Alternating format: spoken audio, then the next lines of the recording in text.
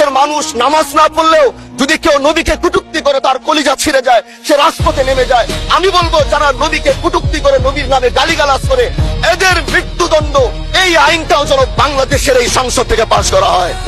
আজ দাঁড়িয়েছি, হয়তো আমার কথা অনেক লম্বা, আমি জানি না আপনি আমাকে সময় দিবেন কিনা, কিন্তু আমি বলতে চাই মাননীয় স্পিকার, আমরা যেই জায়গা থেকে দাঁড়িয়েছি, বাংলার 30 থেকে 40 লক্ষ উলামায়ে কেরাম আমাদের দিকে তাকিয়ে রয়েছে, কারণ তাদের কণ্ঠ, তাদের সে আওয়াজগুলো আমরা যেন জাতীয় সংসদ থেকে দিতে পারি। তার মধ্যে অন্যতম একটি হলো মা কানা মুহাম্মাদুন আবা আহাদিন মির রিজালিকুম ওয়ালাকিন রাসূলুল্লাহি ওয়া খাতামান নাবিয়্যিন ওয়া কানা আল্লাহু বিকুল্লি শাইইন আলিমা। আপনি জানেন নবীর পরে আল্লাহ নবী হচ্ছে আমার ইমানের অংশ, আমার ইমানের পার্ট। তিনাকে ভালোবাসা, তিনার উপর ইমান, এটা আমার ইমানের অংশ। তিনি আমার শেষ নবী, যেটা কোরআন ঘোষণা দিয়েছে। নবীও বলেছে আনা খাতামুন নাবিয়্যিন লা নাবিয়্যা বাদি, আমি শেষ নবী, আমার পরে কোনো নবী আসবে না।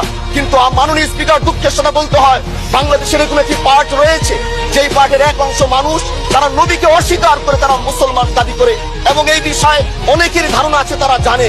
আমি মাননীয় প্রধানমন্ত্রীকে বলবো, আপনি বাংলাদেশে একটি ইতিহাস রচনা করে যাবেন।